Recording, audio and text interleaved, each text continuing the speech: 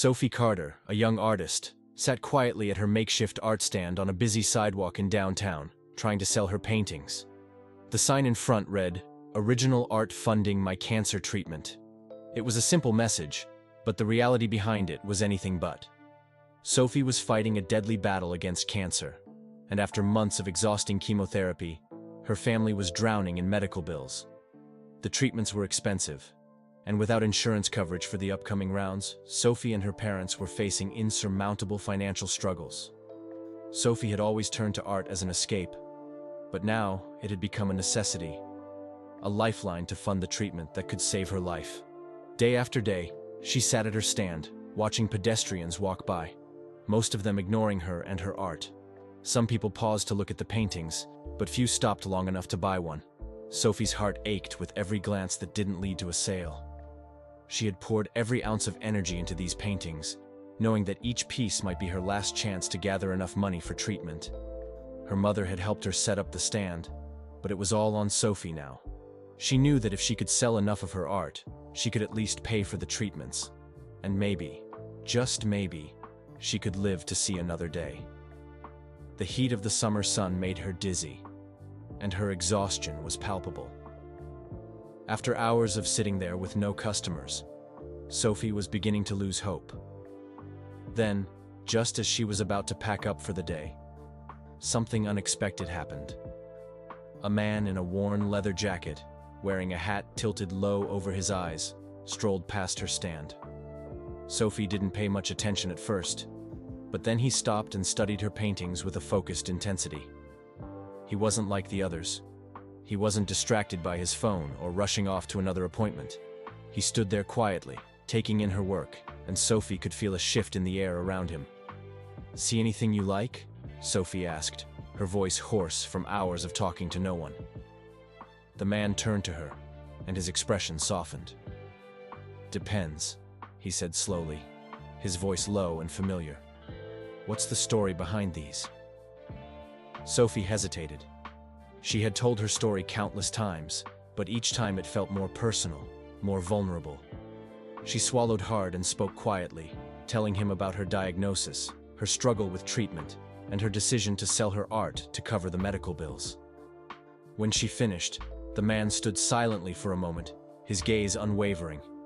He reached for one of her paintings, a black and white landscape of a desert with a lone cowboy silhouette in the distance. Sophie had poured her heart into it, and she held her breath as he carefully inspected it.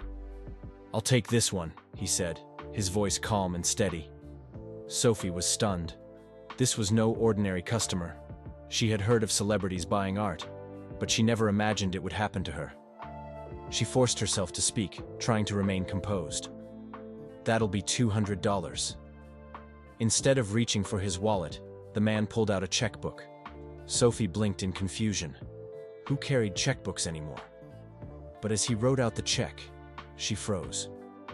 The amount he wrote was far beyond anything she could have ever imagined. It wasn't $200. It wasn't even $2,000. It was $50,000. Her hands shook as she stared at the check in disbelief. I can't take this," she whispered, her voice barely audible. This can't be right." The man, Dick Van Dyke, looked at her with a calm, almost amused expression. "It's not charity," he said softly. "It's a damn good painting." Sophie's mind raced. She couldn't comprehend what was happening. Dick Van Dyke, the legendary actor, the star of classic movies like Mary Poppins and Chitty Chitty Bang Bang, was standing in front of her buying her art. Not only that, but he was handing her $50,000, more money than she could ever dream of. People were beginning to notice. Whispers spread through the crowd, and soon, phones were out, capturing the moment. Sophie felt the weight of the moment, the significance of what was happening, but all she could do was stand there, clutching the check in her hands. Dick Van Dyke watched her carefully, and with a small smile, he gave a simple piece of advice. "Just keep painting." Then, he tipped his hat and walked away, leaving Sophie to process everything that had just happened. The city had been buzzing with excitement over the transaction. News outlets quickly picked up on the story, with headlines like "Hollywood Legend Buys Teens Painting for $50,000" and "Dick Van Dyke Helps Young Artist Fight Cancer in the Most Unexpected Way." The video of the moment went viral, garnering millions of views across social media. Sophie's phone blew up with messages, requests for interviews, and offers to buy her paintings. The sales skyrocketed. What had been an almost empty booth turned into a hot commodity. People flocked to Sophie's stand to buy her art, eager to own a piece of the story. Her once quiet corner became the talk of the city, and with each sale, Sophie's hope grew stronger. She wasn't just selling paintings anymore. She was selling a symbol of resilience, of fighting back against the odds. As the days went on, Sophie's art gained recognition from galleries across the country. She received commission requests, and even the prestigious New York gallery she had once dreamed of exhibiting and reached out to her, wanting to showcase her work. A month after receiving the life-changing check from Dick Van Dyke, Sophie walked into the hospital for her final round of treatment, paid in full. The burden of medical debt that had once threatened to crush her was gone, all because of one man's belief in her art and her story. Sophie's journey didn't end there. Her career as an artist took off, and her paintings became sought after by collectors and buyers from around the world. But there was one painting she would never part with, the first one she had ever sold. The black and white western landscape of a cowboy standing alone in the desert. It was now part of Dick Van Dyke's private collection, a reminder of the moment he changed her life forever. In the months that followed, Sophie received a handwritten letter from Dick Van Dyke. It was short, but meaningful. "Sophie, your fight reminds me why some stories still matter. Never stop telling yours. Dick Van Dyke." Tears welled in Sophie's eyes as she read the letter. She had come so far from the girl sitting at a tiny art booth on a sidewalk, desperate for a chance. Now, she was an artist with a future. Her first official gallery show was scheduled for the next month, and her inbox was flooded with commission requests. She had a career, a purpose, and a future. The journey had been long and difficult, but in the end, Sophie had fought not just for survival, but for a life that meant something. And it all began with one man's act of kindness, a man who saw her not as a sick girl, but as an artist. Sophie's life had changed dramatically in the months following her encounter with Dick Van Dyke. The buzz surrounding her art had not only revived her career, but also had a profound effect on her emotional and mental state. No longer burdened by the overwhelming fear of debt and uncertainty about her health, Sophie was able to focus on what she loved: painting. Her work had evolved, taking on new dimensions that reflected both the struggle and triumph she had experienced. The themes of her paintings now captured hope, perseverance, and the resilience of the human spirit.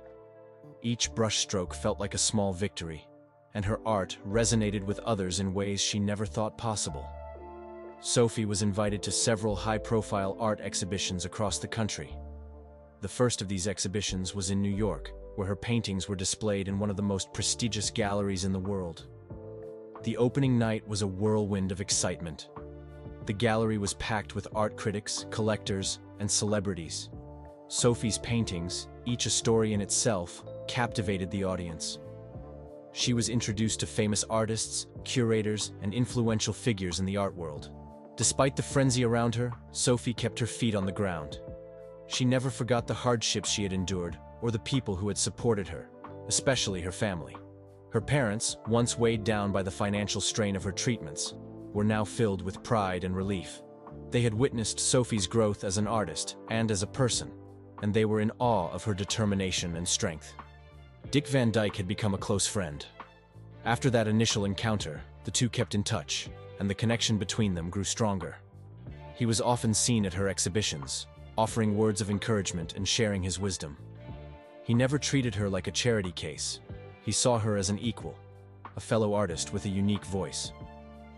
One evening, after a particularly successful exhibition, Sophie and Dick sat on a quiet rooftop in Manhattan, overlooking the city lights. The air was crisp, and the sound of distant traffic hummed in the background. Sophie sat beside him, sipping on a glass of wine, feeling an overwhelming sense of gratitude. "You know," Dick began, "when I first saw your painting, I felt something I hadn't felt in years." Your work reminded me of the days when I was just starting out, when art and performance were all I could think about. I wanted to help, but more than that, I wanted to give you the chance to keep doing what you love." Sophie smiled softly. "It feels surreal, you know? To think about where I was, just months ago, sitting in that little booth. I didn't even think I'd make it through the year." "You're stronger than you give yourself credit for," Dick said with a gentle chuckle. "You made it through, and now look at you. Your art is everywhere, your story is inspiring people, and you're giving others hope. You did that. Not me." Sophie nodded, her heart swelling with appreciation for the man who had believed in her when no one else did. "I couldn't have done it without you, though. That check wasn't just money, it was a lifeline. But you also gave me something that I couldn't put a price on: belief. You gave me the chance to fight." They sat in companionable silence for a while, both reflecting on how far Sophie had come. The city's skyline glittered before them, a symbol of how much could change in the blink of an eye. Sophie had started from the bottom, fighting not just for her art, but for her life. Now, she was on the precipice of a new beginning.